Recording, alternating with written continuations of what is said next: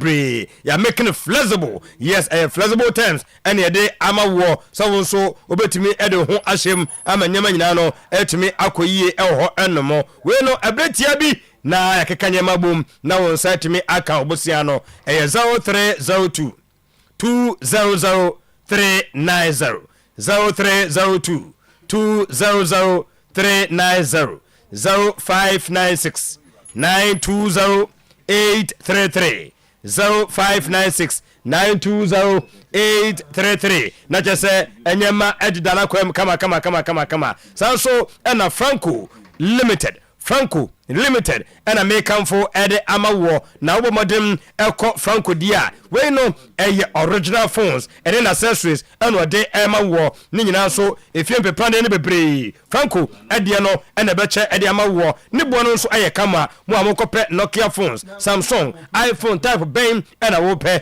ni nyina no obenya bi ewo ho mo amope smart TV a range from 32 to 55 inch no e bi ewo ho no mo tabletop fridge Franco air conditions obenya bi ewo Franco na so ye CCTV cameras functioning no if I show you monitor video anytime anywhere baby a boy adwuma kama Franco nyama de obomodin ebepiem ewo Kumase Ajaba jewelry nkrabata ba ko ho mo nso amoko challenge bishop YFM ho no nkrabata ba ko nso ewo ho no mo ye wo nkrabata ba ko ewo dum old Melcon opposite Kofo Clinic ba ko ewo ho new kajetia obenya Franco nso ewo ho enomo Franco Trading Enterprise still phone papa ni fie empeke number no gogo de medima we enafa 0245 316969 0245 316969 the boss player Eddie Ebano Rosters Roofing edane de ebinimo airposo na de ahodin wo mo no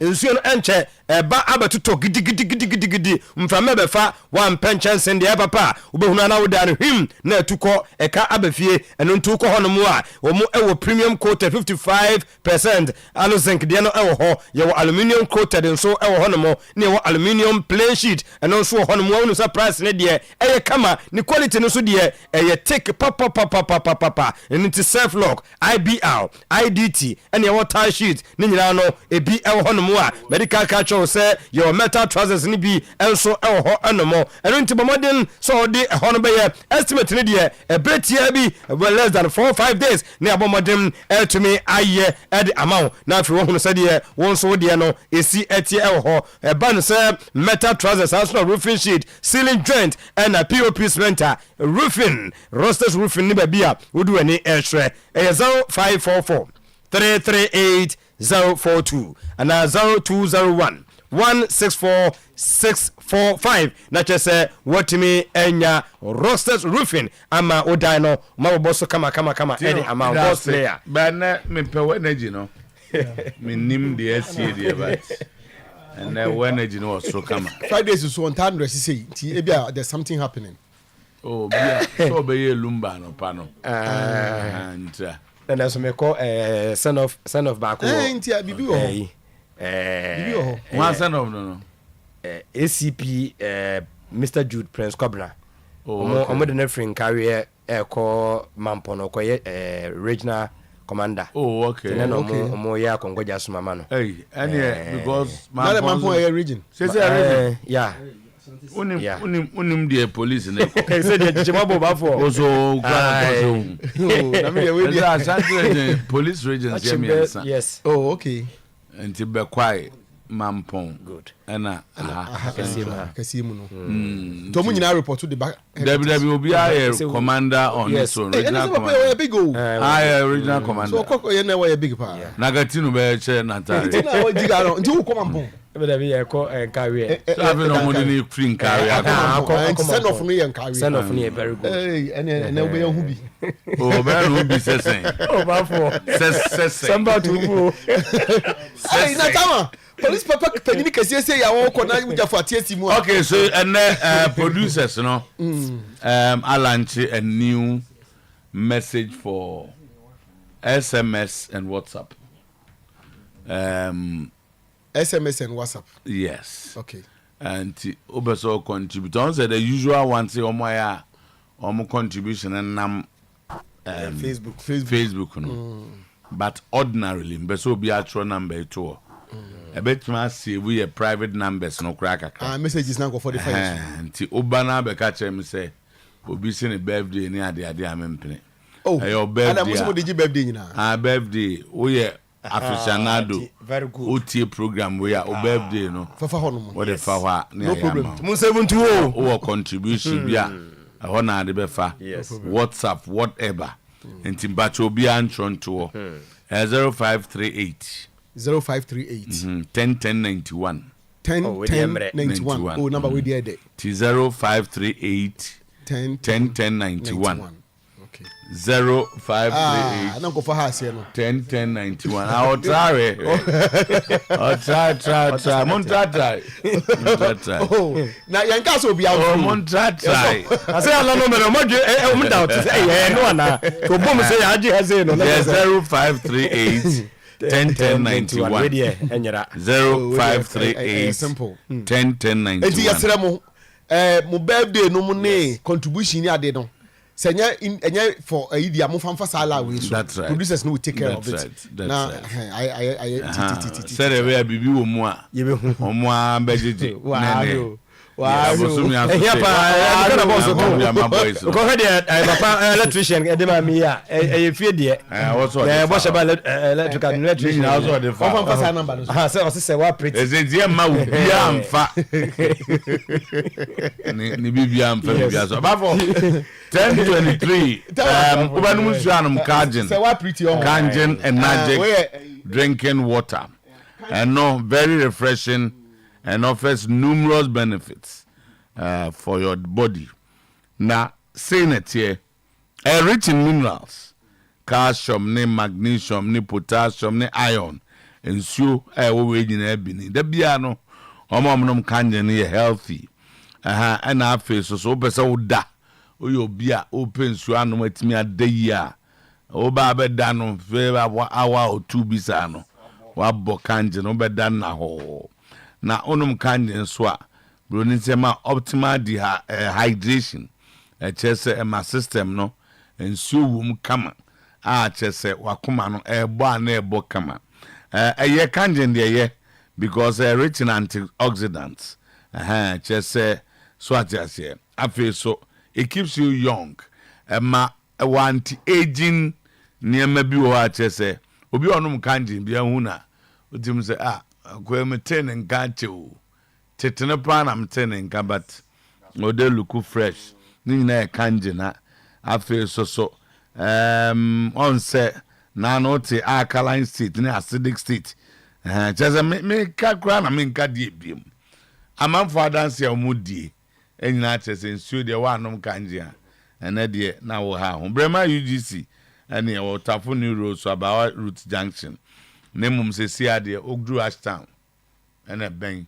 Ashtown suman kwai ne o jata fie ho obon se fie green bi o suman kwai ne junction no so a se kanje mfo ade bo ho e de abon timo am de crow from ne Ashtown ne CPC mo odwom krom abofo ne ade ye ya no abejo de wona okono debi enya mo try number is 0241 449191 and you can in 0241 449191 but your mungo so an try number no and yet sure say no na have matro edi ato 0538 101091 sana number no eti bafo yenye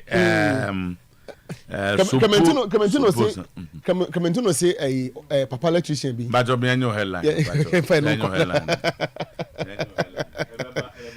And we in fact got to work. In fact, one gakransa. Na is no. Tama, kwesedi anu abriu. Kwesedi neni abre papa. Neni abre na enra oni mrante de kasa. Wasi beat kotoko and the narratives around Gold Stars will change. Tama kwesedi ensemo a enra okache players no titi a o say ene akanse na ekoso ewo Kumasi Baba Yara stadium no the players no munya mani nyansa mo hye kotoko afi nkofo be fa go stars serious afi nsema nkofo be ka fo go stars ho no bibia ebetimi asesa aidin sesa kese pa ende be ba ene de keka ho ntenu a wo hye da ko hye players no kutupa so mo nyiro mo ho na no mo eno mo be ye training wo efensen ogose omun kran wa ngose omun kutupa enkran ni kutupa no difference ogose omun kran tama omo ba ko no and ogose omun kran so omo mayiro omo ho na no udo poku ho training bia no mo ye ho na anya masam ketwa out means omo ni abre papa omo tie si form ti no eno na Kotoko supporters not happy with the interco going on at Babayara. The operation team says the presence of the Nkrano is affecting operations. That is why Kwesi is talking plenty. Tama, operation team no bofu. Almost no number at 10 p.m. na Nkrano crowded at the stadium hall. Just say a normal koso hono no nyade ambojo so kra. Make us say about 10 after no almost polls no there were east side hono no scoreboard side hono no almost say omunim say e nekotoko match no so hia papa sila no ntako so koso ansana o be si aka no nti ade omoni ombonyo so kra omo simpani for here na sade no mama ncb sansem no hamu na yeka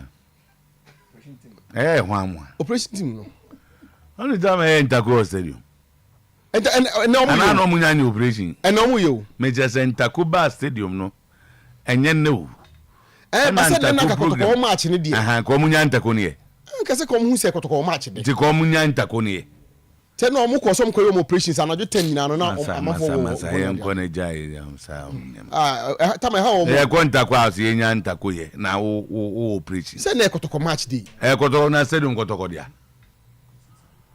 they are same ya so ya now be so tama stadium no ko mo mo kana ko stadium no mo dia u kana say ase ntako fo so nya mo dia stadium aban stadium na aban school for your man there o ko rent ko ye private institution o ko rent aban school for ngo ntako o mo ye ntako na kada kotoko match dia nka o mo fa stadium ye kotoko betima change o match akochina enye ntako for ne change da ye ntako kotoko no be change match akochina kotoko GF for no kwanu gugu o mba o ka kire o say far away but ebinim da stadium mo also o ka asem ne say football matches ye bon weekend ntako wo ho entire mo mfa match ne nko weekend start time ni TV sem tina ko mo mfa asem nko ntako for tama say kotoko abo match Fridays ni adade na ntako ya no da ben ade wo sa go school na nko ntako na ntako mo from na 1 week you say 2 weeks dey be on zones there are 6 zones obi according there na obi ko enya ntako yese na mo say e duru agoye o ti enya ntako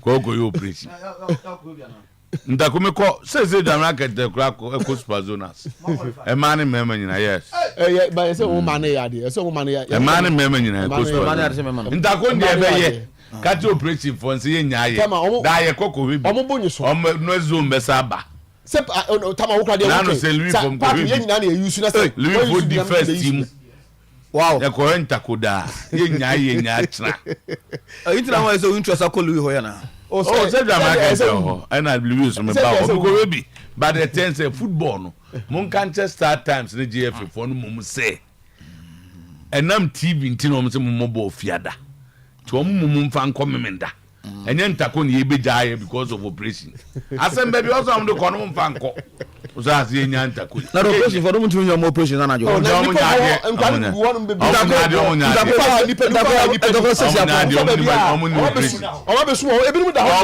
ntako before 6 on Paul ya na match ni 6 and na benten na bi ko mo wo ho beten obi no stadium ebi no mo fi far away no mo da on be far away say far away near school they do that's not true ntako mo ba na june nko for ho bet I'm telling you that cannot be true we challenge that challenge so school na say na june nko kra no wo ho no mutama at 10 p.m. say na meeting komo ho enkora no wo ho a enye ofri far away ntino ho but no mo ho but babanta ko tata chance no na kan opinion assist obanta ko a and one say we are now yeah we are now baby. In any case, operation only muya kusuya yi and funny pair. Njalo pa almost alcohol. Almost alcohol. That going so good so. Almost be try mo muntakwa wi anso mo so ayo because that day akotoko here. Na ni afi dey en ka say. Say why so to try mo wi dey aka say. Nipa bebe sun be bisa na wo ye no ma ya na edin. Entama ba wo yanko na nipa bebe sun be bisa na wo ye no ma edin. So, did you say Mukwa and Sana? Tama Mukwala Dams Kotoko to sign for an Algerian club. Star player Lamte's future hangs in a balance. Player Exodus set to hate Kotoko. Tama season way Mkona we no players on mefi Kotoko no eyadoso because Mukwala aka che ni play ni nuanom say on there sunde e bo season we dey awe dan ya on we Lamte so information in Chesenya dia ono so obe extended contract no Dan Lad will also be going into 3 key players and then the information say at the scratch so a bit more follow no there seems like Ahia players a bit more hete Kotoko in the coming window na e be no titama we mu kakre na wo hono ma ye ne atuefo eche na I feel ya ba be hwe match na kasa ene wo hono mo players odos around player Exodus. Tell me player Exodus. Say players me no a time a contract. 3 so far my bought 3 actually. That 3 players fit me Exodus. Exodus. Conflict of interest. That me tiwa na menim omo invite. Yeah, so I'm inviting all the child. Oh, yeah, come in to see you. Walk off to charge. But I'm meet you, Captain. I'm to the never dwell more or the Kotoko game against Babiani Gold Stars and Sema, the chief executive officer, Eka of Babiani Gold Stars, then Sema Oka. Mr. Looking at that game, I'm surprised. The CEO, because you do better describe and say no match now. Offer on game against Chelsea baby and he said no difficult than playing against Asante Kotoko. A team as far as the league is concerned, almost any history against Kotoko or Bayero Sports Stadium. The last time, if I could remember, the last time they met Asante Kotoko, it was 4-0 scoreline. Anna Kotoko, Edema in Babiani Gold Stars, same 5. Yes, 4-5, something like that. Just say it was a total overhaul. So if you are coming back to play against such a team, and against a team, Babiani Gold Stars and away records, and said that convincing. If all like that match to that of Chelsea, now Obaka says match against Chelsea, no outbound Babiani, knowing very well say Babiani in most cases pick up more points at home. Now say no then same play against Asante Kotoko. I mean the Babiani Gold Stars there. Then we should be ready. Then Kotoko supporters should go to Bayero Sports Stadium. Of course, I know Kotoko is going to miss some players. Lamte is going to be missed. Omobi. Yes, Sharif and team no. But a good Asante Kotoko side on any day at Bayero Sports Stadium should be able to beat Babiani Gold Stars because Babiani Gold Stars actually say playing at the Bayero Sports Stadium they are not that convincing. Semi extending that track against Kinfesa and Kinfesa struggle. Kinfesa was able to beat them here. So the chief executive, yes, can some maybe you try to motivate your players. Yes, player to player, maybe very little to choose between the two teams. Very close par. Gold Stars our players. And over in league some of the players are free say the past 2 seasons or so so to omo adazo yen supporters na say omo be players and supporters bomudin so to these are players but putting them together as a unit together as a unit so to has become a problem. So I want to believe we say yes, with coach from poor Manson a call baby, you know. So no more doing come they've seen some improvement. That's not to say Makelose and but almost after some years with Makelose, no, now Enema Abe stand still. Coach from Masoko was a son Nema. And they could do a chromo on the first day. There was an disciplinary action against the players because they feel that some of the players no move free set or more too big. Now never be an omo M1. It don't know quite now. This are the red team no. And changes kakra at the other team, and for that they see the team improving. But also, I will never sit anywhere to say Kotoko playing against Babiani Gold Stars. Me compare that Gold Stars against Chelsea or Babiani to that game. And unless the team was against American, only before for ever. Okay, all right. Other than that, they should be prepared because as Kotoko, and they started the league poorly. And on a kind of on promise. So sorry, as Kotoko, we should do our first game. So we had a competitive game. In the new season, has not been good. 2-0 against Kerala FA Cup, 1-0 against Heart of Lions at Pandu. So putting these two games together, no. Okay. Amako Toko, Oman statistics in EA. Okay. And if so, we a league table, no. Now we have Kotoko ended the first one, no. You real first one. Now the points gap between us and Kotoko and Samates already 3 points. Now in one match, someone's actually to 6 points. Now Kotoko want to do anything in Liga. I want to believe that the affair no Kotoko support the stream. Team no struggle, and for that, I'm coining BB as a rebuilding. Even though season national Kotoko and farmers on rebuilding, but as a now before now and final initial stages no, I'm coining BB. But all of a sudden the supporters came back to themselves. Omunya that hope no said no. With the performance of my team from Babiano, atimi clamber to the top. Ever that third Tamana League area with 3 points between one in the first position. And that renewed strength, no, and spirit and say they can win the league. And say if they can win the league, they cannot afford to drop a point. I want to believe that if Kotoko want to compete and compete favorably, they need that 3 points against Babiani Gold Stars because it looking like Samate's home game, so they are not going to lose guard. So Kotoko must also do that. And if Gold Stars bet my baha, Gold Stars, I'm disappointed. I'm disappointed Kotoko supporters. But you say, what I say? Stars was a champion. I bet the Sabu Kotoko from getting the 3 points. Then I'm afraid Kotoko supporters will have to rethink. So yes. Or Kasa, or Kano, 7 focus. On the friend is so or the Bobo one and Nessie so. I want to believe about 7 okay, there, many I want to know about and it's a sponge. Okay, so my for the Amajatum. But what listen, Natinga, I'm say Casa Etiao. I think we are doing I know from Brejo, no, imagine uncle, I know from Brejo. So what listen, Natinga. Join normal. We just said as that as Ababak. After yeah, also I'm from visually impaired. Can from a blind man as a visually impaired. Because Obi Ohuna dey so beto bibia bo wane say nice. Because Obi Ohuna, you dey jaika. You travel in my views. Good man for before.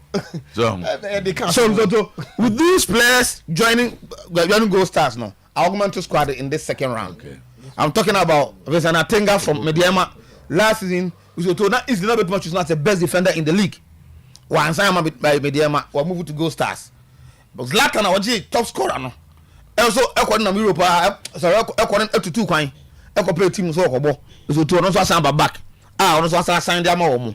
Among these players, American ones, American say, and American says, oh, with the quality of players. Go Stars war. There's very little much from this squad. Go Stars boast of some of the quality players. Over the midfielder, arguably, they will be the best midfield as of the two. No, you choose them ahead as of Kumasi Asante Kotoko. So all these put together, no, a promise is a game. No, is going to be a massive game. Going to be a 12 game. The game is going to be played under floodlight. One of Kotoko of the weapon say. Baby only Gold Star, the last time we shop it was at the floodlight, and they feel that the floodlight no, almost a problem with that. A game man, you to do now. What happens? Na go about say. Na go am dan go am watch it. Michelle Hosini. Okay. And them say a match na, you see team Musa as mfufuru bia na. Bibia de befa. But I say who be Okoda, how far? Na go am otitwi Mr. Asema am kan oti. Na person concentrate on match. And as mfufuru bu wetima busa o. You concentrate on match no here, but you will be a person who be say means you kwan. Okay. Yeah, but now me focus now. Is on the match. On the match, that's right. Yeah. But you have nothing to hide. And you know, besides match, you are also ready for anybody. Yeah. Yes, sir. Okay. Me do this in yin someone no there. Me so nyo bia. Yeah, Kasaso Ane say he's the head of sports or Hot FM. Yes. A match commissioner. And committee so. vice chairman Several committee of the NCC. Also in Friends of Care to come. Mom you know. Counter demonstration. Okay. So all the Indian person you come at you know. No, Friends of Care today. Be a home count house men count. No, minimum Friends of Care. Okay, just a home count. Zach, mama na kwa me akwa ba idie. Mama nton kan na afi ye ni nkomo kaka me wia. Na mama na kwa me dankwa ho. Na what FM to say? Oh, so yes sports na. Okay. Na unya da ade. Oh yes, we got that. Oh fine. Okofa ayabeka no ho alasa na controversy oni mi no mo ye wo ho. Alasa de. Muhammad Alasa. Muhammad Alasa. Okay. Ja no mo yo aso. Ba sabre nkan. And you pay. Exactly too. And then a guy be now call ECG now eventually. Baba Jida na nko no so aka ho. Baba Jida. Exactly too. yeah, the match also. And the match no and then maybe why you be share fridge mu na ya hwe match no. Okay, yeah. So yes anka you nya maybe about with the match into. How the the obes or you bia. So too the obes be boa bia with my. Mjojo. Kotoko jira kono nda nwumre na against the Gold Stars team even the issue about from Paul Manso call Nyama improve no. Away games and nothing has improved in their away games because Okoya no away games are going he has lost it. And nothing has changed. The only 3 points Omunya it was under Michael Osei. And to share also by and away games were called Dreamish and the 3. Lusuba could be to Mediama and there's another game. Nothing has changed in terms of almost traveling. So, but what from Monson have done is at home he has been able to points at the Gold Stars at home, but on the road they are not performing. As against a Kotoko team Monson, second round, from the AFCON, the 2 games competitive games are Mabono. One in the FA Cup, they lost to Karela. And Omolusu their league game against Out of Line. So they are coming back at the Babera Sports Stadium to play against Gold Stars. Now, I remember last season, Gold Stars, last season to collect the Babera born here 1-1. Until last season, it wasn't on the Hakotoko was a year. In 5-0 no was last 2 seasons. But last season at the Babera, on the Hakotoko Yipa, Kotoko share. First half go be on Kotoko share. Emoji. So last minute, 90 plus B is going to Panya in Zlatan Atakana Bono. I feel Babera ID. And they are coming to Babera once again. And Utie show motivation on by the thing say the Kotoko team is beatable. Especially with the news so Lamte is out of the game.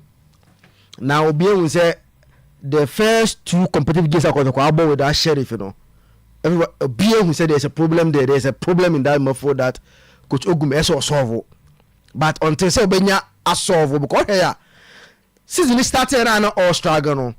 One area one of areas and man struggle that move for one now because one or try to accommodation me bre or boy team ne change amana anye ye no bobo we anyway enye ye or yeah until say finally Sharif back to his best or better position of boy or born in the FMA the Kotoko team. And you know, with that team, we've seen how they struggled in their first 2 competitive games of Mabo.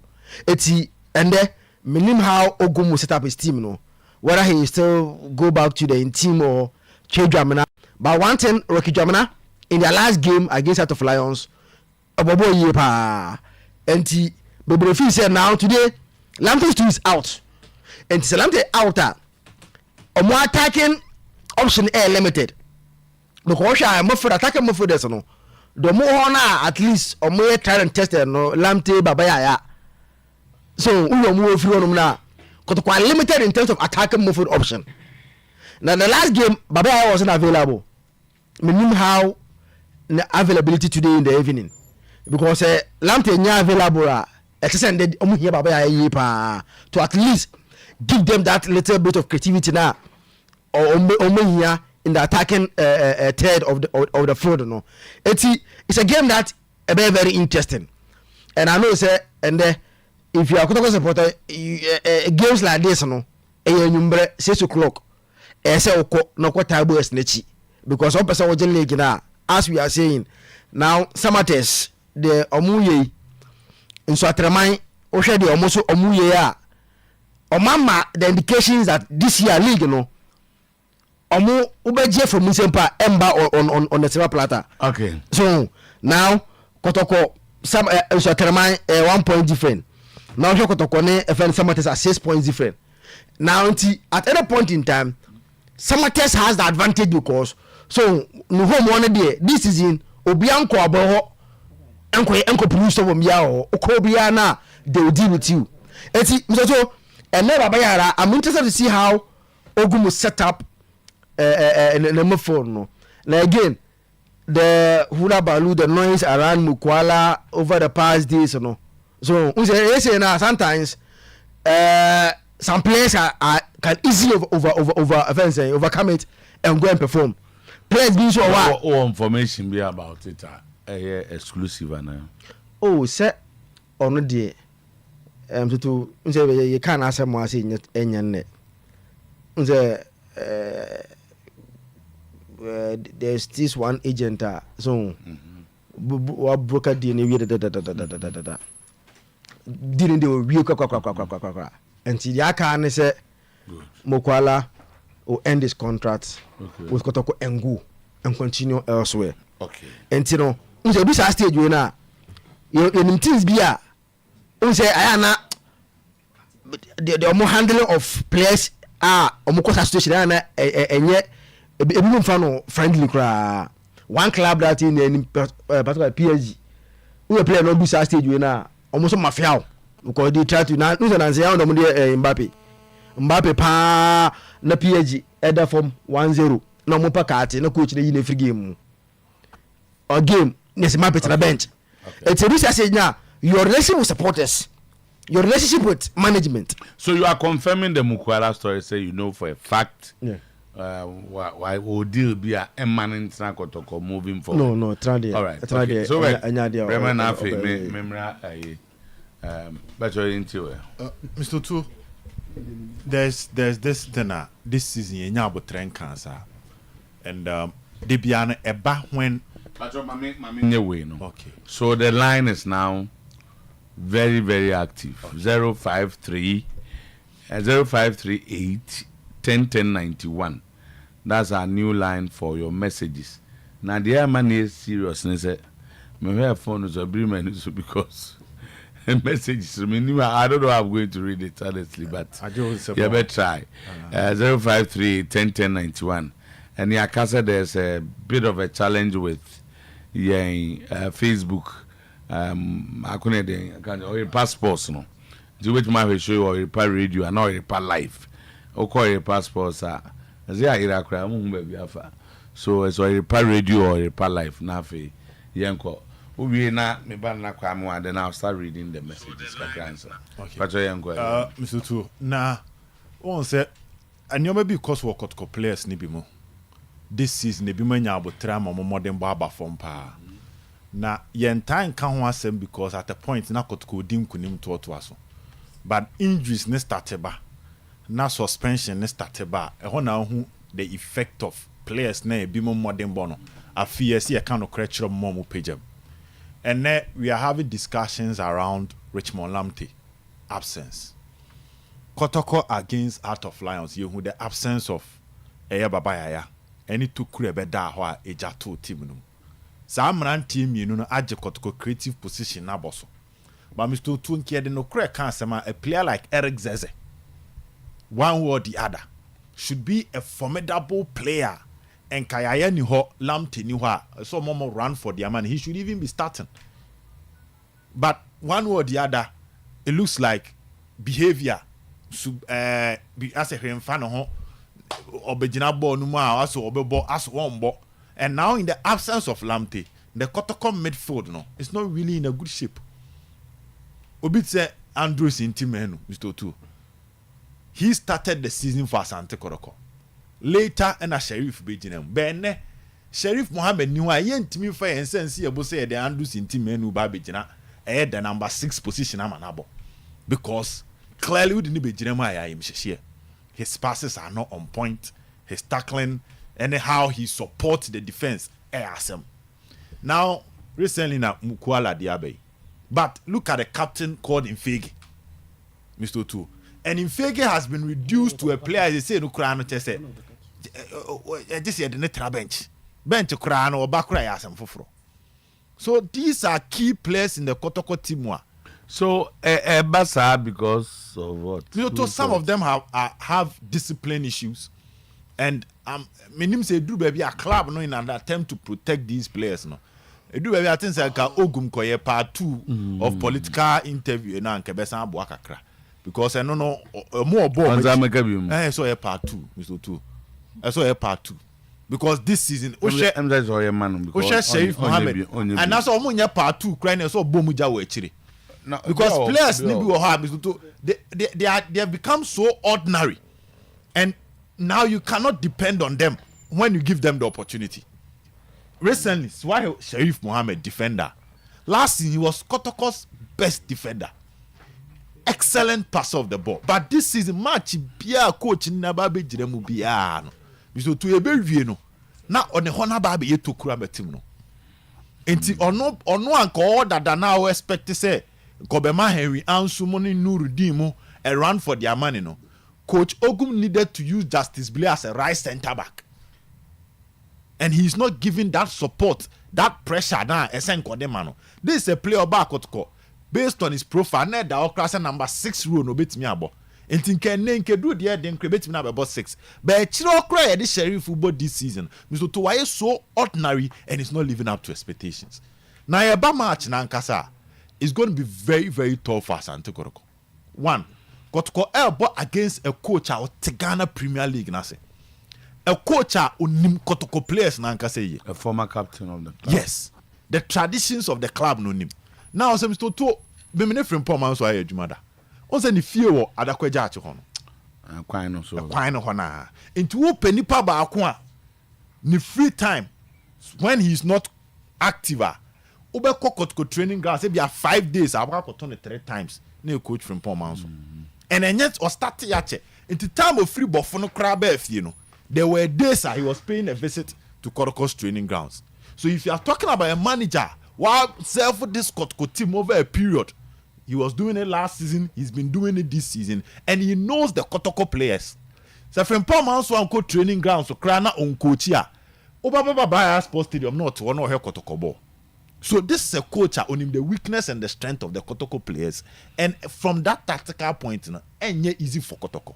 2, the Kotoko team will be losing some players. He says over here Kotoko team now. Near Sheriff Mohammed. A big hole. Players around. Obient Minshemu. Now Richmond Lamptey is out. So that Kotoko made 4-3 now. the last 7 matches, the tormented teams, lose 2 of these players in the game. So there will be 2 new faces. As against an established Bebianu Gold Stars medal, I my bomb for a very long time. Now, Mr. To the man, come on, say Gold Stars players, a fan now when it comes to that fear factor, no, be Kumasi, be winning, a new mumu because it be your Kumasi boys. Into their own kind of question, Roland Frimpong. Anytime be obebe Kumasi, I will be against the Kotoko fullbacks. Onyam bedru Kumasi nya bad day da, because Roland Frimpong a squad deportivo boy. Into ono obe Kumasi no Kotoko boys ne bo hu ni say menemo yepe e be opportunity na manya amobo Kotoko. So the fullbacks of Kotoko today will have a tough job. Oya Steven Banahina, he's also a Kumasi boy, Santasi ni akola. Into ono so bedru kroma na oba.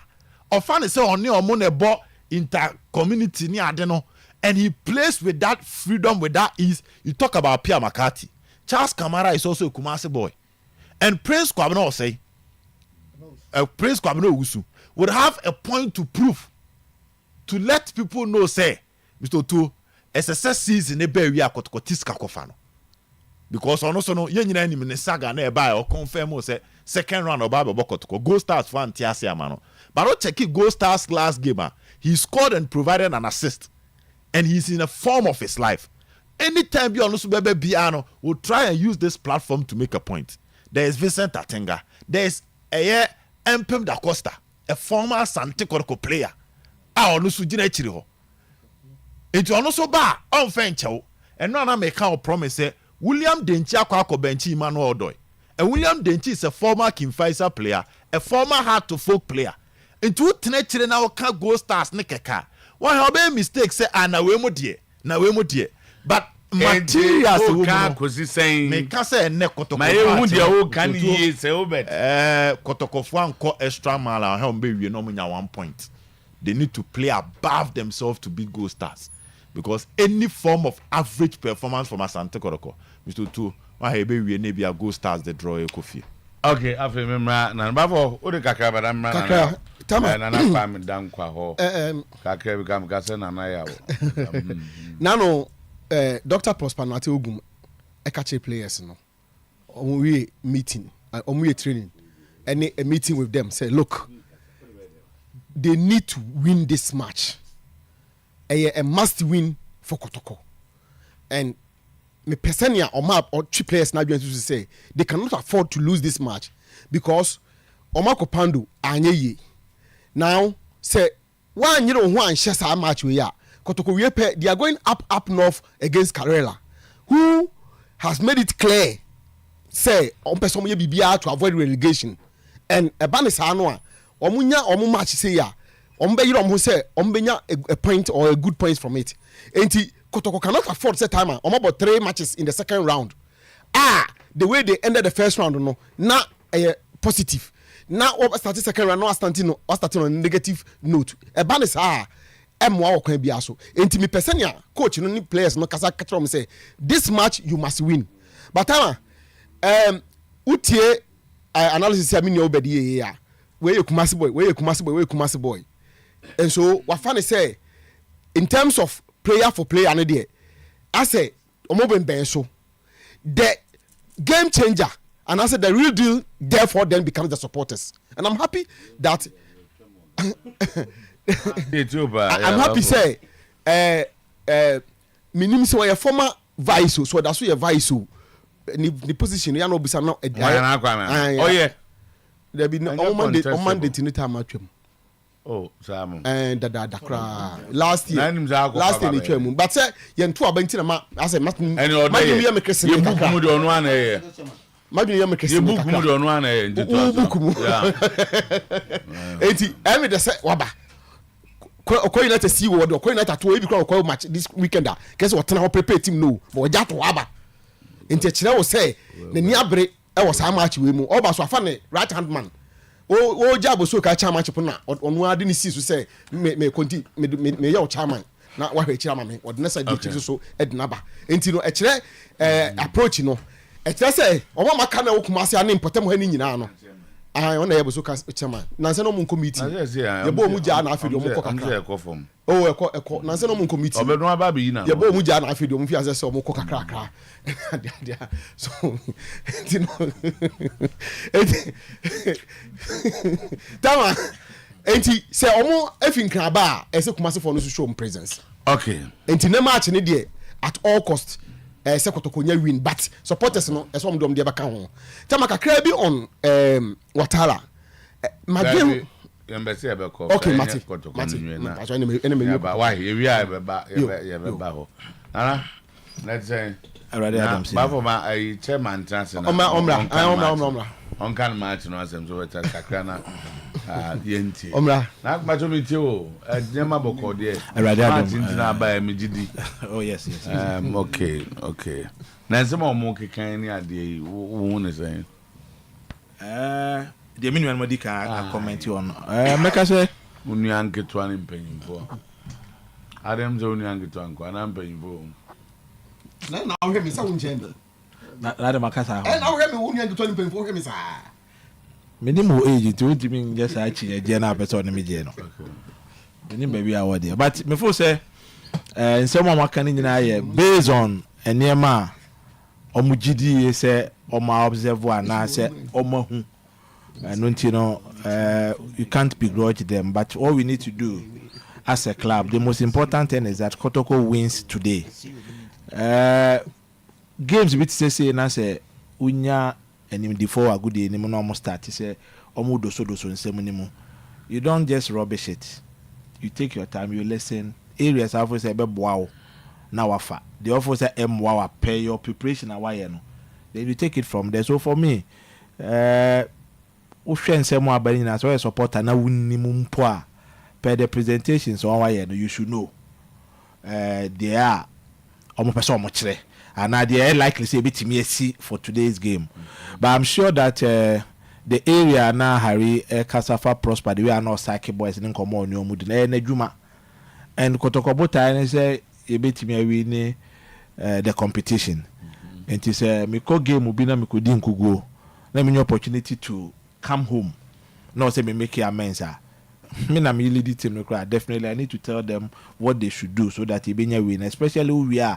Also another area a better tougher than ABA said they will bet me I imagine. So for me, the Omakani in okay. And I trust that I'm not saying to be who they need. Say Go Stars in young Crawford Sebio Omo and Sada Kotokosu Kumasi. The last time na from after a few moments in being appointed the call apart from that omo meetings omo Kotoko nya Obaba Sports Stadium no results no eka echre. It is up to the current players to make sure say Go Stars intimate some good results and then go say the last time I buy the nya this time you are saying so we need to put them in their proper place. But what we need to do is say buying our numbers as supporters. That is one thing and also say the team nya you be team 7 in a do baby a man for park performance in your Kotoko performance or the first round. Na ya there any so obi any J say best 7-8 matches. That results no was very good. It is best 30 second round there. No see the showbo a shame near the tight team but you take otena expecting that omunye it becomes another thing. The best say even though school for no AD omujuma or parking so how kakra aba in terms of time I think I'll be a gate now the makwenya man for by there but once the game na cost 6 p.m. there I'm sure say enu be 4 na 3 baby no na kwa games na baby na yeso etimenya kwenya good next wo no me ya adwen say nkra ni nwi na omanya say omunyaye say na hare kan okay abozo ka chairman number 12 say But your friend Patrick Amponsa. Patrick Amponsa. I was also kind of a friend of Blackie. Black of Motors. Na hari uni no. We bra pani pa. Za. And buy a obom jasa. Na yo ba ho. Oba me. Owa kra no. Me ne tinkra. Na no yo oba Black of Motors. Me yire kra ba me nchen o store. Na hari fa no. Ah. Oh. I just only can obo kuma so mo na yire na ba. Oh, On guys, that's my class. on guys, this kind of work. I'm saying only kind now about Kumasi. No say is there Kumasi. And my wife alcohol. Nada in the car, the Yoka. And it's sanity. So for the Ogoto Mutus. But it's no Kumasi. Is it in the bar? Yes, But who can Sikasem? Mangaska, me most of you. Oh boy. So only Accra circles and saying, Oh, Nyamiadon. Sema Iguso. more grants than one. Iguso. Okay, now moment here, meeting. Omoba meeting. Even regional council, me na me vice chairman say ABA. Nana, I advice. Nana Kwame. Regional Greater Accra vice chairman. Oh, fine. So, no one chairman. One chairman. Timina me. And I advice. To know a chairman will greater Accra or say national vice. Vice. Okay. No, you be Mr. Dawson. And I saw say, why would you be home for And also, but wouldn't him say me yet that and nothing I may. no, we will cook national in himself, and now you didn't near Macau, you man. When I was a bush, Nama Commissioner, would demand to be a Yelmina Sharks in his now, I say, yeah, Mamma Sunday, and I say, dress code. FIFA for the buy you. Chief 90 to say match in a buy. Oh, okay. Now, sit then I'll come for nothing. Oh, the best son is say, you know, Asantema Mo Asana Mekan, Omne Ben. The best room, send me a free and clan, Ababe drew on a payno. Yamia Doma, and you may never born. Obi a bit me a connejumaso. Akoyeni opeso ye bia. A 6 o'clock. Okay. Tiesreum. On Momodi. A first game, I was second round. I babebo. Intino, among first game. First game. Make a home match. Yeah. Make a home match. A first game I able. I was second round. Into a monfa a honka. Ye be we first round. No. Now mudi team national. Yemfa me chassis. Na yemfa meta your boys nachi. Na me didi se ne yen disappointed boys no. Yemfa meta wo mo achi. Sama mo yemmo dwom. Yemfa pa bonso nta wo mo achi. Na yenya win. Yenya win no me didi se de aka chire no. Operations na wo ye bi wo kan. Oh. Me di me chairman achi de. Ogidi de wo ye bia no. Me ye bi. Pacho you. Igidi pa. Okay. All right. 6 o'clock. 6 o'clock. 6 o'clock. Now, so we decided so be far areas be, and the players, you know, yeah, na or more because a very difficult game. Very difficult game because almost as well combine experienced players with youth. And the coaches from Pong. But time I got a match be no high boy. Be there way. No, is it? Yeah, any players here come on. Player be share Kotoko. With me prepare be 2 weeks before the game. Eti Kotoko game will be I Kotoko player now be do Kotoko. Said they now be Kotoko now prepare the be share Kotoko no. Ah, question do so I had the crow. We cry. Chelsea match required. Or there be a psychological mind games no person play. Say I know him. Then you say na bad go start be boko toko Kumasi ana okay can say. On say see our cancer. Say that. Makasa mo say.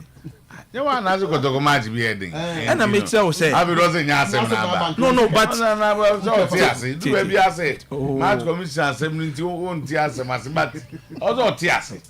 Say match go heading. No, I am saying say if you look at preparation of players here this year Kotoko, or your Kotoko player, you should have that in your mind at all times. Tama o bebo Kotoko no. Now I home to play Kotoko no you're saying.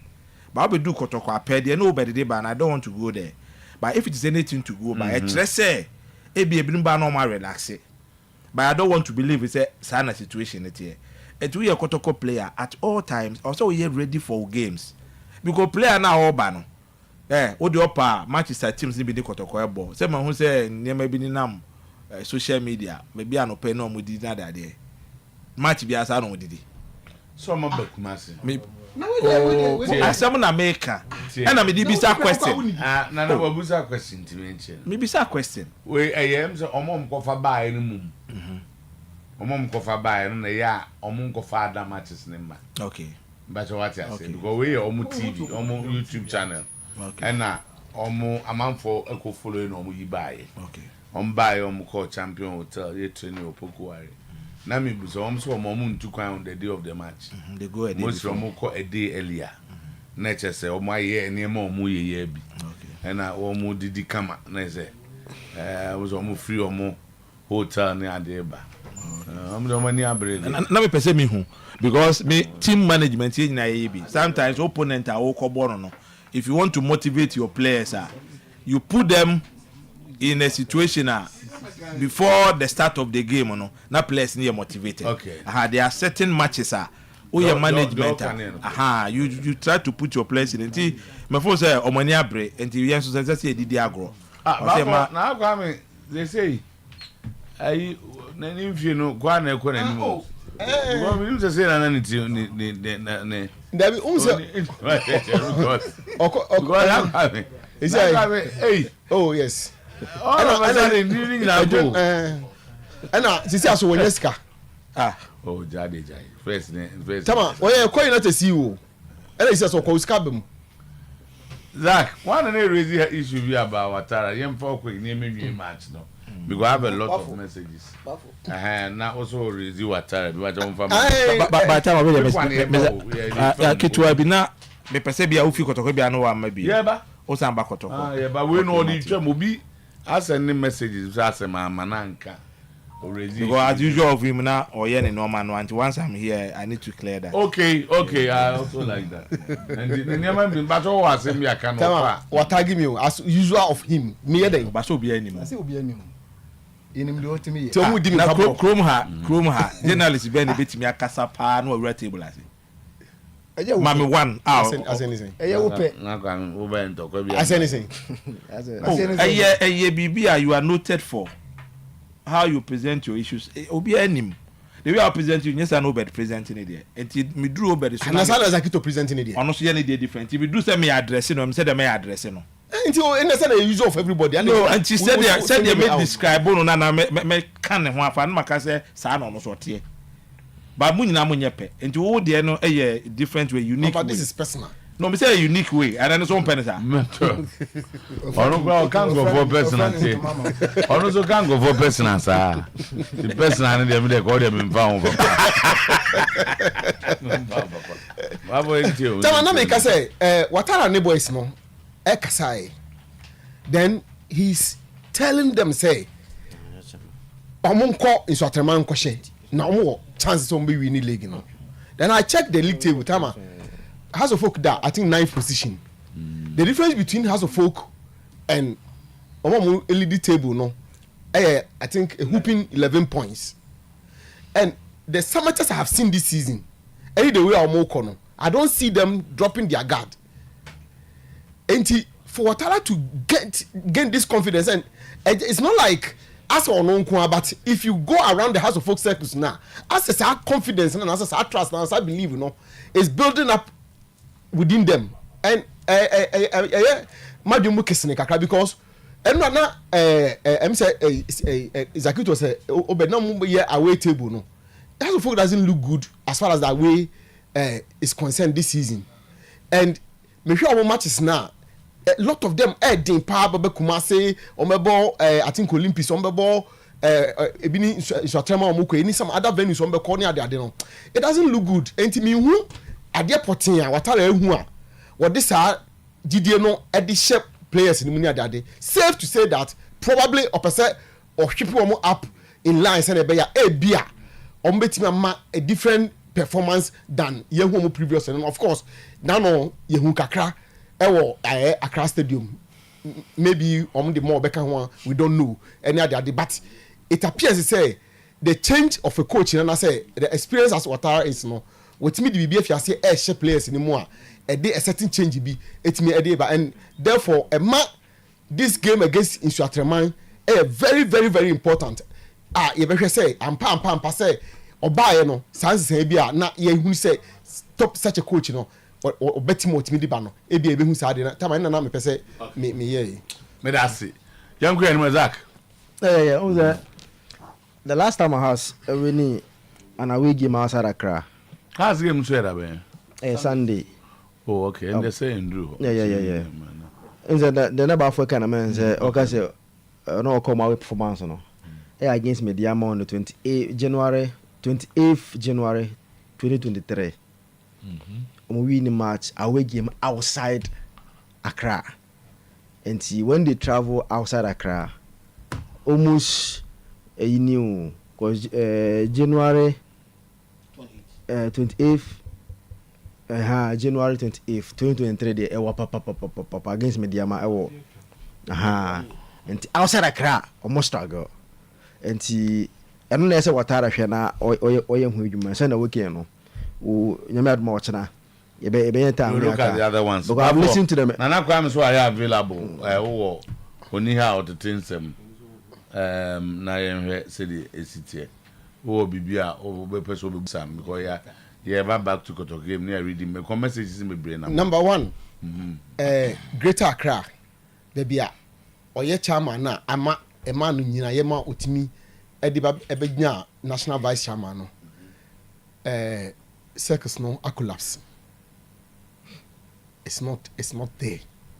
See, you know, apart from I think airport and Abusu kind, you can't count more than 5 active.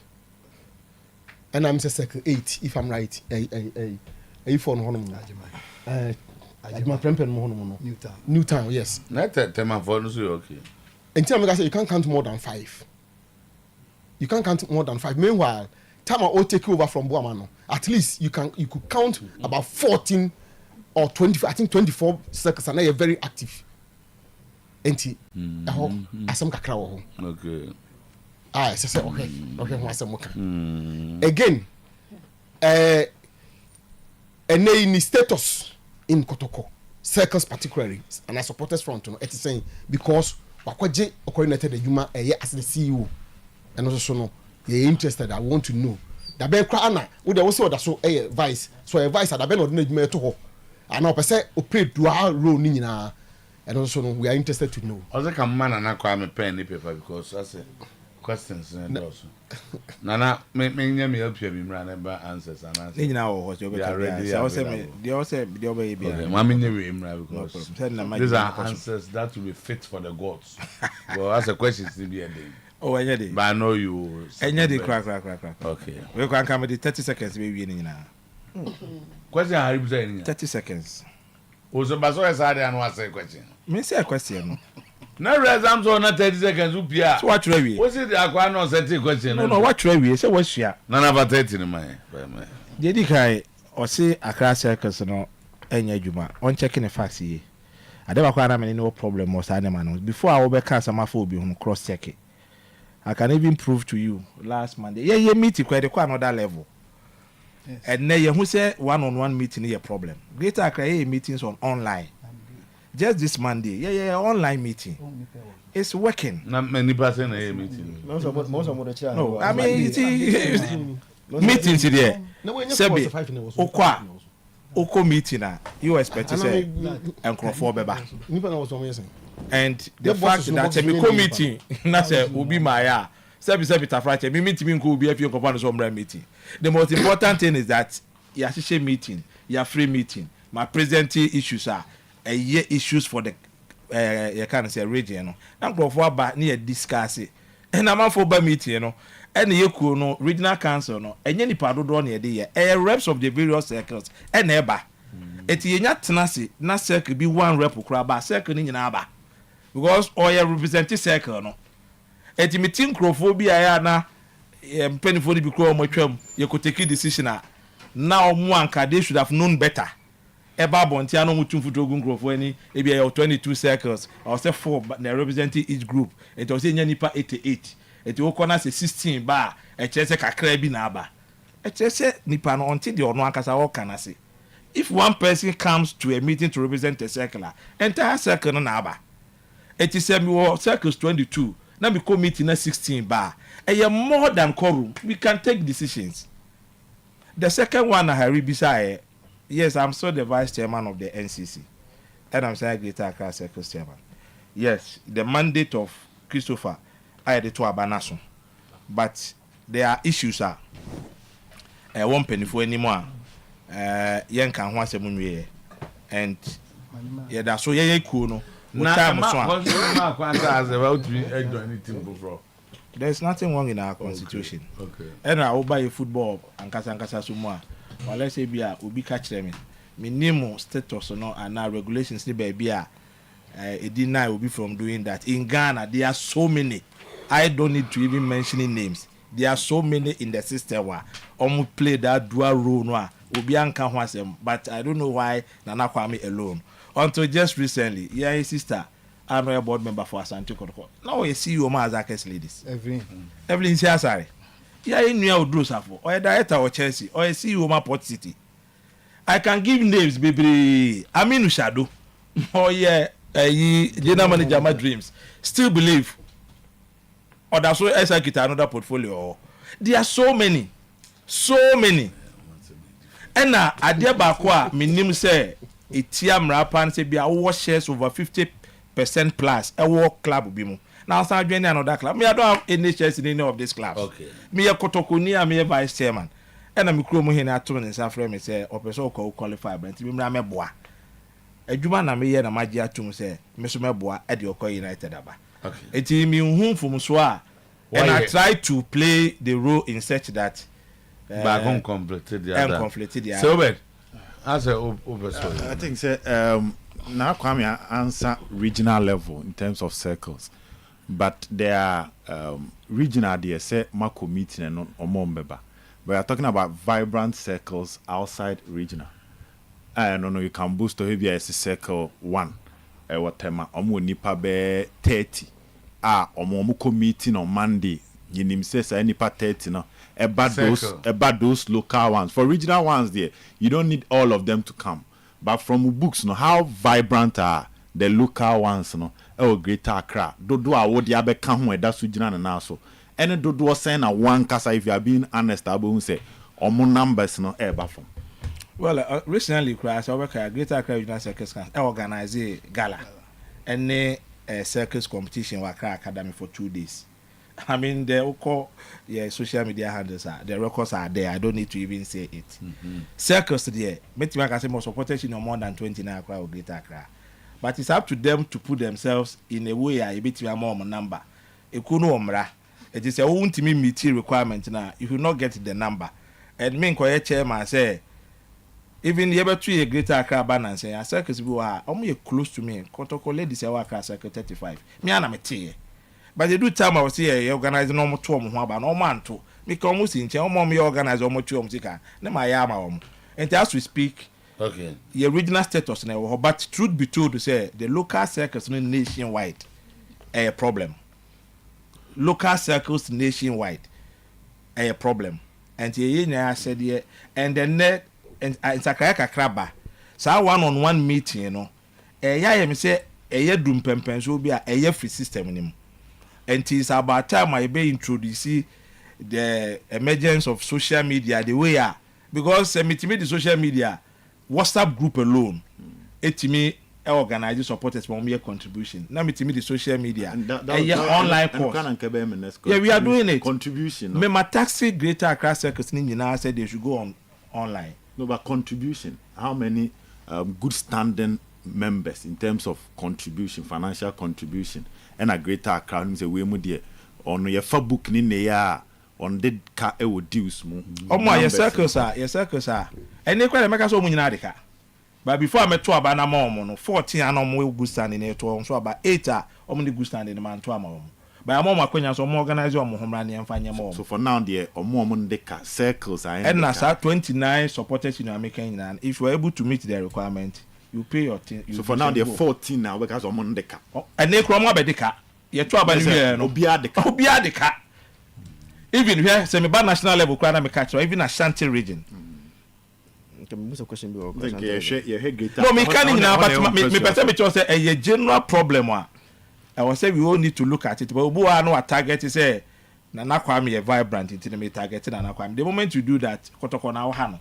Let's look at the general problems na face circles no near penny solution because western region na harry free ban say circles ni bia ho keka no akofom tina na me hwe membership no whether e kosoro na e ba form and also financial whether a cost or an above because financial ne here pa no question one say circles ne there unless you can no crunch here circles ne form nationwide e form even Ashanti region there you fruma I nim say you war a dumb power ha no opa ye nye roll calls how many circles na local circles on committee o compared to the number any they are active it's a general problem but I think that the way we are say kono e bribia na social media and WhatsApp ne ban ne enkrofo no keke against it but you refer say no na the order of the day and them rant no aba no friends so metrans no ne meeting be 2 hours obedo nya daje and then cry obi tipoko ase opon adwuma e kwa obedi so adu fie kwa ka be 2 hours then omra dabraka me meeting upon be 8 na obi do fie be 12 o'clock and no obedwuma the next day so the social media and online ni bamu a and you introduce online or greater Accra no at least and share that near to the level I may but at least I encouraging with me who member be a or north or a greater Accra member but no copy enough by virtue of online or journey or contribute to mu here be also the aba it I believe say you shift kakra yen cancel traditional way no kra but ye cut to ni boom near ne kakra I believe with time we can make it otherwise ya mfa no anya succession plan a time will come the circus will collapse unya ba kokra and no kra na ba kope okay the last one be this season okay. Greater Accra circles more contribution to club no say and one now be one nyina na dia ba more contribution to club no this season then sir well you say that Nikota ye dey ma club no every time what we do is say team ni ba origin more then was said here to take care of the team na bibia obi anu ayam but you see afi mu no koto consider ma Accra emebobo tamanke ye binya sa akwanya no ne ye has a few ne ye Accra teams na few this year you contribute to bibia directly to the team okay right Albert what are your questions to Zach me ne adwene say gesen de abafom because na waka say vina Ashanti region na ye omufuma mpo no December ya omu committee no mundu 10 regional meeting no mundu 10 and tell how circus no perform badly especially Kumasi the enka Ashanti region de senka omu committee na senka omu nya dom because believe say kotoko ndé Kumasi ase but say December ya omu regional meeting no omu ndu 10 na omu ya no so ko baby na mpacho we advice there abeto manim unse there is confusion bi o Ashanti region ase circus ni bi etua omu sika ama regional chairman is refusing to take the money to national ama omu platform so means a multi ya confusion is pa and the regional chairman is saying some from because na no kwame mandate and so almost no things say they have to be in good standing to before they can you talk about no to aba it means national no because I bet any issue between some of the local circus and the regional champion because we say almost come on what is can so because can ko enti menim say matis issue na okay the woman say per your constitution no circle be a tria dues scan be call regional na 50% of that amount na go back to the local circle na 30% of the Bekan Asti region, not 20% are national. At any point in time, every member be a dues or so they and which is also national. Now, the American say a break a crane, you know, more Ashanti region, no music man national. And you are thrown home Accra on 3 occasions, they are reminded region, even before the chairman a crab. Obekaya, you ever too great Ashanti region, but I didn't send some by a near a cabby womb.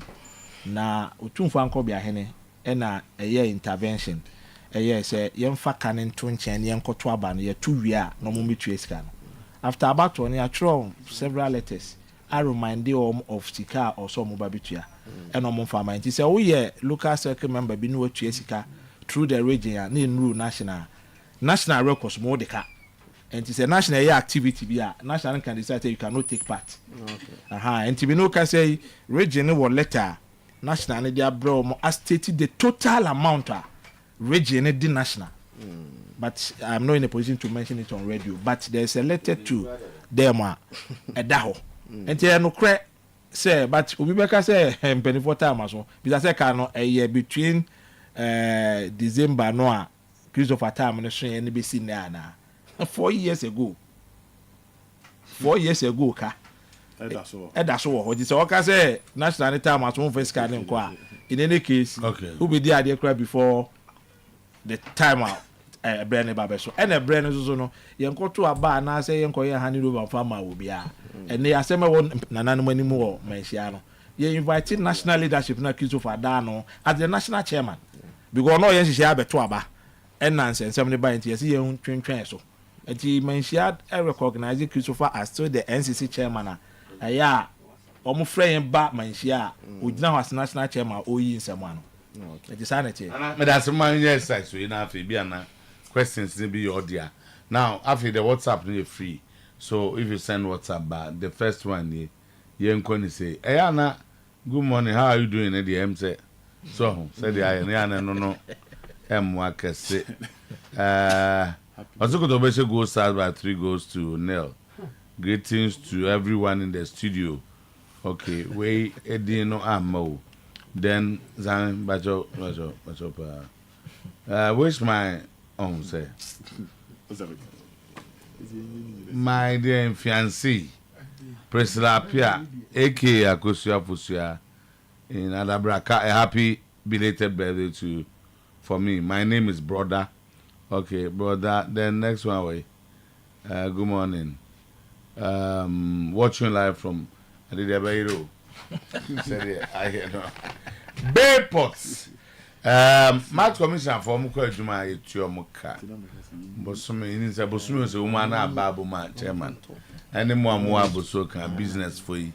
Ayana my cash investment kaka will be put 25 years as my na no bank for iki we am there be put no monka ho o se fa kakra bra na onnya no mo fama what ti am me mfre so bed so far o dem can wati enrom so ba ho enti o ba so be jagu mu kama latest signing in town 0263007931 and answer 0558119281.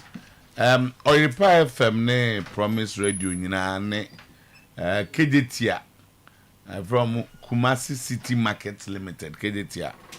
Can boom your blood donation exercise on the 6th of March 2024 7:30 na sha say Kejetia Market Complex. My ready for nyina mumra na mumtwe moja kakra. Confirm blood bank. No, so donate blood to save a life. A drop of blood will save life. As someone a war no. I face so Express Group. One more and Eden Quada air co Nyankoda. A brute school called the painful in account. The old in say you work steady and work abroad.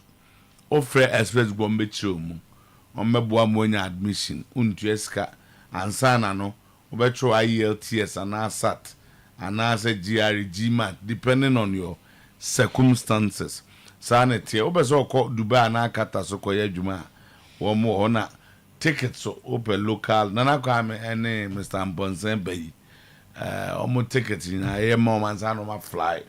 Ababidu. Your number is 055 555 0067 055 555 0067.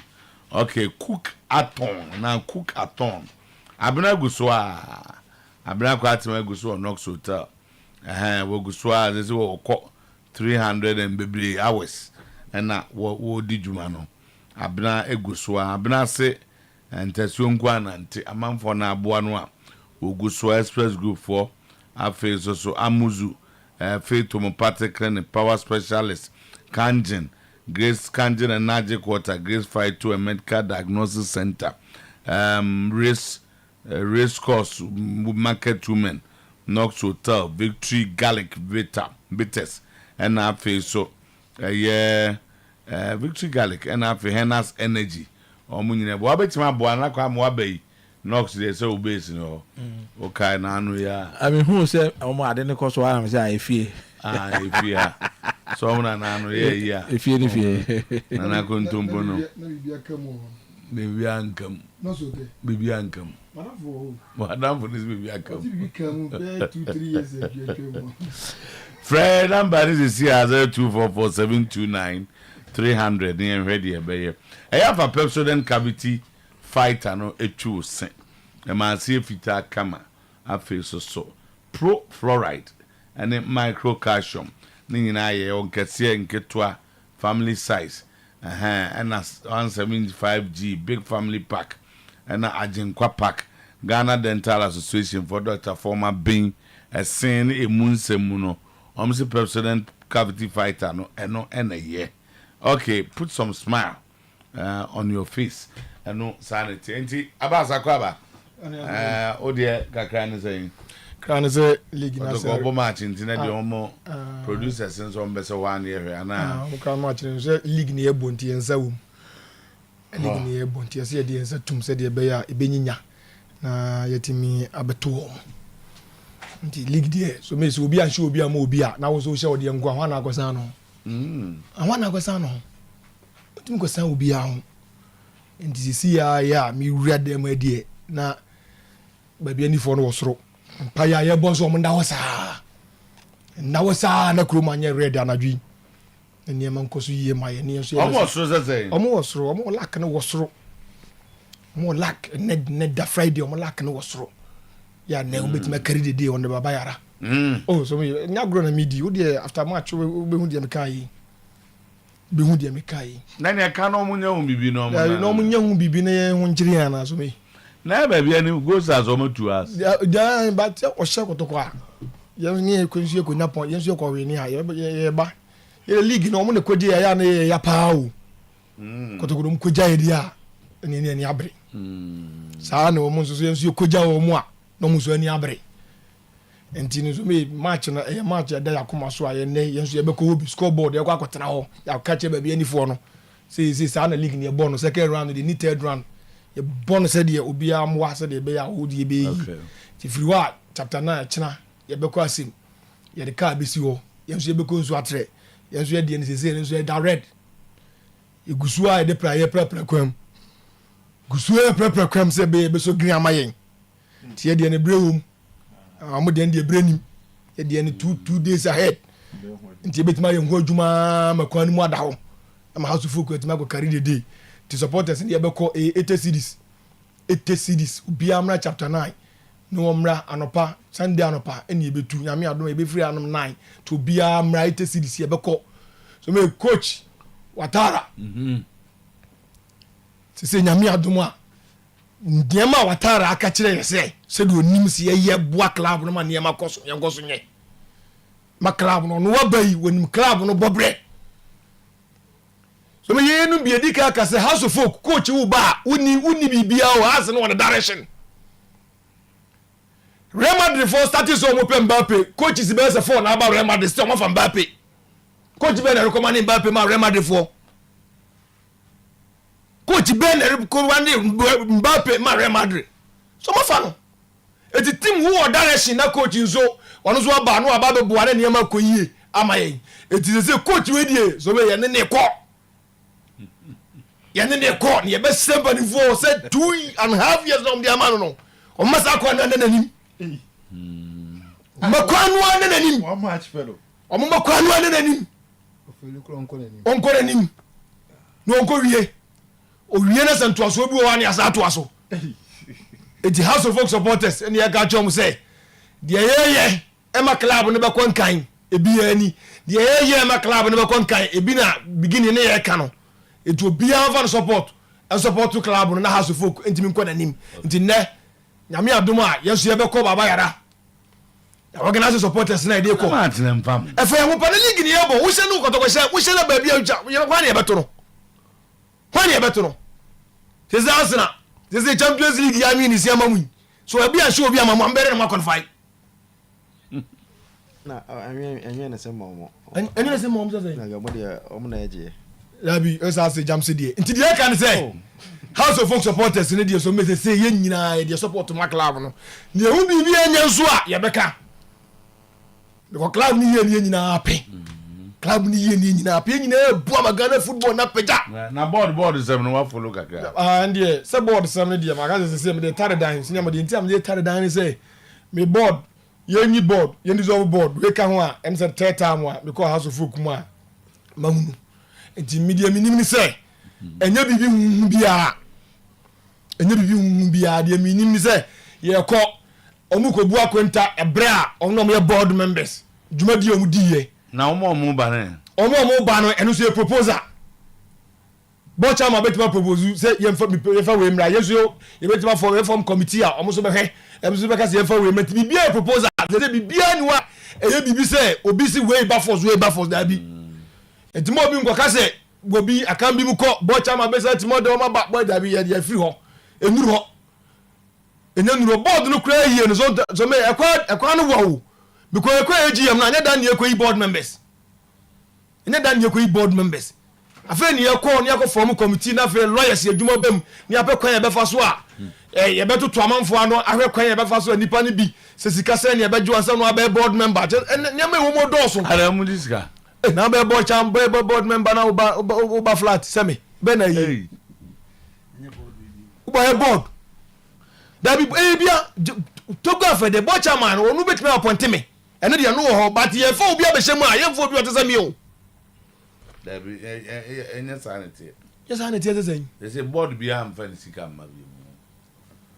I say shareholders. Oma come sika bo man so na to team. Me fans and the shareholders. Omne copy sika ba yem farm so onye shareholder ever sika. Shareholder no not just not me shareholder no fan say we 10 series we na shareholder. And a beer, they know a series or a second. They know what 7 series or a third. You call you be increase shares no. And you question other number.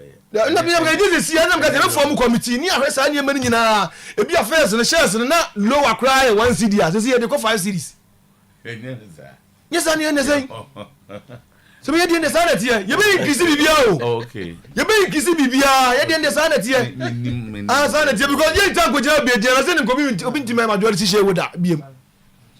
Se sana tie se de ye no na so obi ntimi nya bibia de a na so obi ntimi majority share with da bi nde o kasa sana me meti ase de a sa de nya wie shares na ye wie o na bi se ye good board no ye beti board fofra board chairman o kwan so propose enipa bi e wo board no so ende o sa kwan no obi ansimi si ni kwan ba omo ba be ka ho de te za ndani mo oh ene free safangness mu omunye flat uba flat se media ene ebe no ayebo chairman eti die enim no se eduru ho a ye be form committee na sa nyema we nyina ne ahwenti board ni ye wachiri enu se si ha se ye ko AGM na ye ko yi board da bi mo bi afa senti sa da bi ye nyi board sa ye ko AGM ye nyi AGM da na ne ye ko yi board no ye ko nyi da na ne ye ko yi board no da no de omko bu akonta ne ahwe the way forward Yahweh the way forward.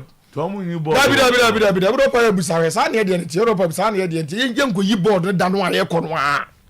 Ye dano a na ye be yi board members. Dabi. Okay. Ye dano a am for me dem person me bisa wa de. So na ye cheche ni we lecture.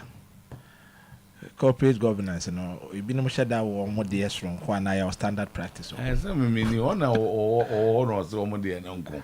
Na has the to say no want to ask you musa say no want to ask because we appointment omo de buy ye to gba fede any omo MD ni say omo ko to companies act say or say you need 2 directors at least to start with you know actually say there is a standard practice and maybe why they every particular board of directors in every company to can see here the any there you nyane just has for a special way of doing this than the normal one. No, normal. They all can and then media the boy bra.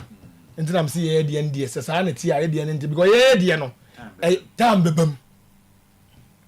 Okay, so once there are 2 directors in there, Mr. Otuo, there is the possibility 2 directors no better to us. Now we call AGM, now we form committee. We never share the next board members based on our criteria we go. Now say for now the larger company o do tebe we chiri kakra. Now say say board ni wo bi. Sa board ni egu. And na some beba fufuro no so enye na ya. Enye na ya asem. Dabi. Enye se call AGM na danwa na yi board members dabi. Na unya won to aso say anipa mienu ne to aso sa na. O ni yedi ni yem ni yepe. Okay. Ade ni yem ni yepe. Ah, say see akra na se niam ekosi ya. Wan wi ana no kwa ya sa tweko ba bi foforo. Tie ade ni yie eni ye hwe. Say be ya club no kan ko no e be bright.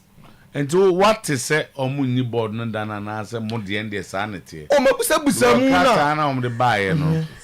A om yi nipa mienu ko ti na mra. E makwan say wonya nyi ya yi nipa tu no. A trese e was very soon wonya our directors. And observe very soon the wonya director no kati eniema be ni yegina so adano a omubu akwenta no for the juma omo ye no. There say gina dano a say board member. There na o ka say mo de no mo ni na me ye di. Me mate was you me sound so call to go after them. Says on 69 nearly 70%. So he's a majority shareholder. And I know near can be say shareholders say omo automatic places near their board so more 10% or more. And after the election or more than 10. Whereas at days so we took winning in companies in free more. The next one Frank Nelson or 7%. Yes. And they say the appointment of members to the board no nina abegina to go after this. Ono na ebe chere say we no do omo ndo omo vote wi a.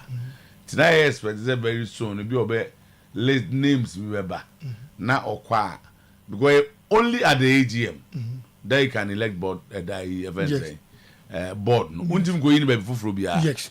And this omo ko we na amadia said the old can ene just say a friend saying Togbe any MD no omo actia kopim next year at the AGM bim so the say emra na chere sa na say AGM na that can do that AGM the director. No, what I know what I know about that. And for another meeting no, what I know about whether committees are not committees. What I know about has and say the AGM Omuko, you know, they are going to appoint on be on board, you know.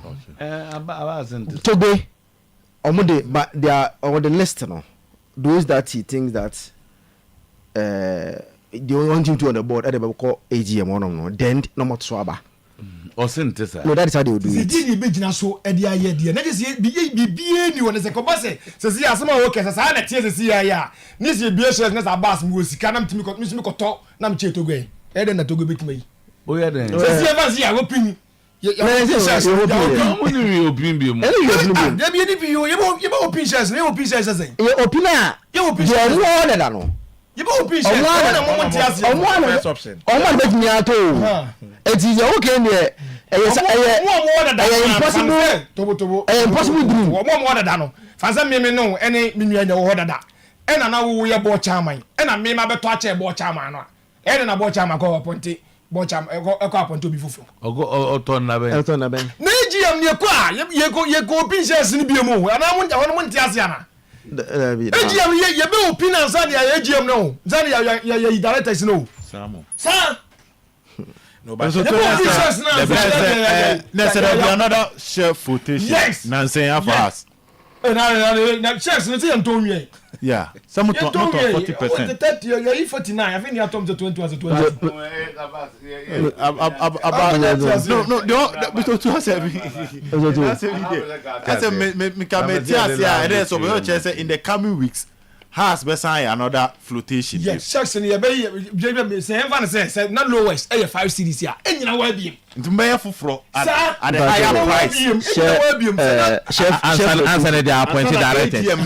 Chef rotation. Based on chef rotation about enye 1 week 2 weeks asemo. The company will open up shares again no. A long process. Enye 1 month 2 3 1 week asem it shares asem there enye part of the AGM and the asem for because share flotation them to be that enye 1 week asem say yetia na say yako AGM yako be shares they don't do like that you have to advertise you have to do what and what it's you know there committee beba. Okay, but Mr. Toba, hear the move for proposal no petition na nation say club no financial sika sembe cost no omunya another flotation na nkofo nto ensan fa sika be wura but that has not come out enti minim say e wona be say minim say bia for discuss at the moment being a member e bia omanya ntie say be cost enka ho kra e bia omanya ntie ye go say be man tie enka ho kra because you all can as a nice so ne ade abani na no enka ho e che say there's going to be an annual dinner meeting yes on my fixed date. Yes. Annual general meeting. The man delay and say no money audited account. Yes. The AGM is about what is past. Yes. And I will come once a boom until and on my pointed board. The AGM mama could be at the premises. Zap no benting. Yeah, to swaba. Yeah, to swaba. Not because a meeting owners of the club this year. Yeah. The shareholders, and they has a woy. So only share umua. Some meeting a corner was over we observer. One to shares be a observer who could be decided. Who got DF for a Congress nice observers and Untimin Kabi Untimin Yahweh. A Biana supporters a greater Accra for some work Accra. In that case, no more you more reps. No, and no more to be Kabi. But only share, minimum say chapter 9 for Obia. You will be. There be would your wouldn't be. Chapter 9 will be. Chapter 9 wouldn't be. Go away and would do. About 0.00. There be the Nimboni on 0. Otherwise, Bazak, you run here. Obi will be away and bend you. If you want to say, well, medium, there would be. And the chairman of the barbecue. Oh, dear, baby, no, what do you was every day and every time I say, we know, or more, you know, or man can show me now, or more far. And now about Mudena 100 invitation to attend.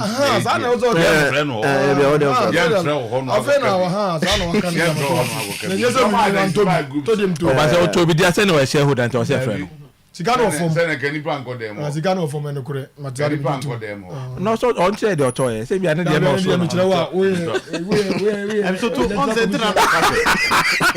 come on, about 380. It looks like or the different angle neighbor.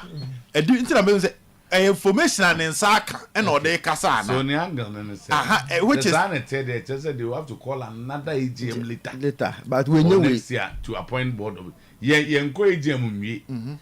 And now Ubiabe announces the committee na the following are the board members of Artful. The committee here it will need approval from the shareholders again. Committee now says yes, and the shareholders meet at an AGM. Yes. So which America on paper appointed board. That's on paper. America say corporate governance like you were saying, you know. AGM no. And the shareholders no elected directors of the company. And until committee no when the commercial committee na kwanya no makofa hwan aba. Majority shareholder no obetimi nominating crofo on the day. Then shareholders national mo background. They are two aba. And no any proposal from can say authority and say proposal. There be a proposal. So proposal na atuso aba. Enti now who can you say committee bi beba ye kwa e bi amokọ AGM na mbe committee na committee ni mum na afa na ebe na mu board member no rules the easy idea and again no say ka say has better opinion another set and yeah dia mo pese si ana say dia be si o yeah dia right to issue no but it's not an agenda that right to issue no omo says that no omo na team to be outside our own shares that ultimate kotobi and no crowd and process notice about AGM no over 21 days to give notice.